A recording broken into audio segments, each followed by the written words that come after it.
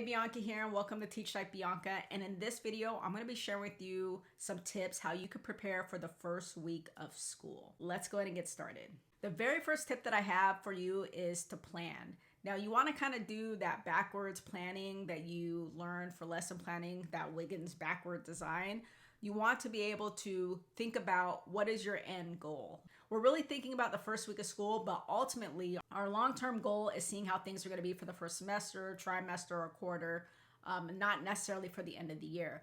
The end of the year is our big goal, but we want to see how things are going to be working out up until that point, that first maybe 90 days of school, so that you could see if you need to tweak anything, because what you're going to start out may not necessarily be what you're going to be ending with in June or May, whenever your last day of school is. One of the biggest things you want to make sure that you are focusing on is making sure that you have a plan down and have some wiggle room just in case things aren't working out the way that you want. And when I say when things aren't working out, that could be your behavior management. Maybe you have a system, a reward system in your class, whatever procedures or routines that you have going on that just aren't really fitting for your class. And this also means your lesson planning and how long it takes you to finish a lesson or a unit, because you want to make sure you have wiggle room for differentiation, days of progress monitoring, or doing retakes and things like that, and just focusing on what that might look like, because your students may not be progressing as fast or even as well as what they should be, especially coming from the last couple school years that we've had. We know we have to go back through and really look at that content for students. You want to make sure that you have days for differentiation. You don't want to keep moving forward and your students are still back at step 1 and half of the class is on step 3. So making sure that you have those days where students are getting caught up. So you got to think about what that planning looks like and how you're going to set that up.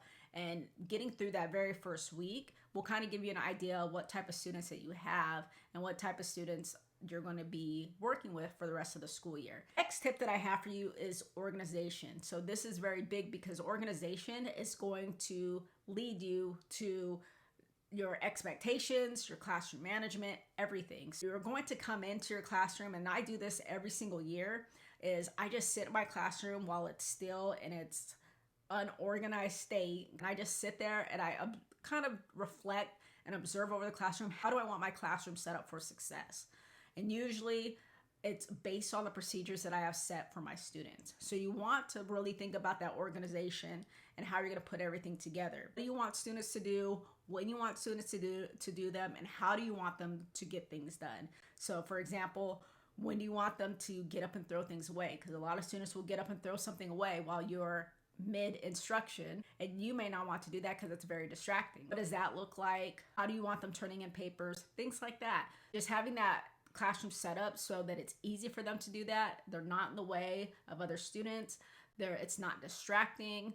And then what does your area look like? Do you have a work table where students can go and you can work with them one-on-one? Do you want them going to your desk? What does that look like? You really want to organize your classroom in a way and start thinking about what that is going to look like in terms of long-term success. And remember, things could always be changed. The next tip is having your expectations planned out ahead of time. So really start thinking about your expectations, your procedures, your routines, and what does that creation look like? So that means you're going to have to write down a list of things and ways for students to do things in the classroom that is going to set up your organization and then lead you into your plan. You want to be able to model your procedures and routines with you as the leader, your class doing it, following that I do, we do, you do type of model. You want to be able to practice that, test it, and then reward students for following those directions. Think about what is each step going to look like. So I have steps for students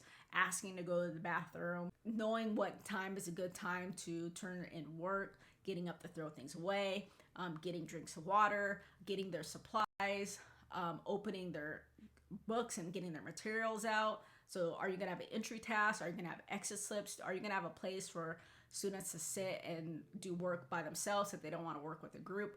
What are all these things looking like? Make sure you have a list of everything and all these procedures, and make sure that you know that you're going to be ready to go through each and every single one of them with your students.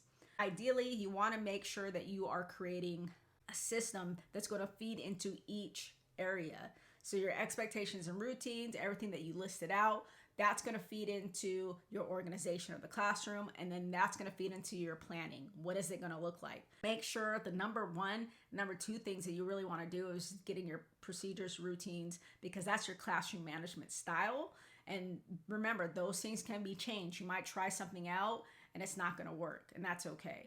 One thing I want you to know is once you get this down, you're going to have a first day folder, a first week folder that you could pull out every year and just tweak as needed. And then you're going to build your syllabus and your meet the teacher expectations, everything all into what this looks like.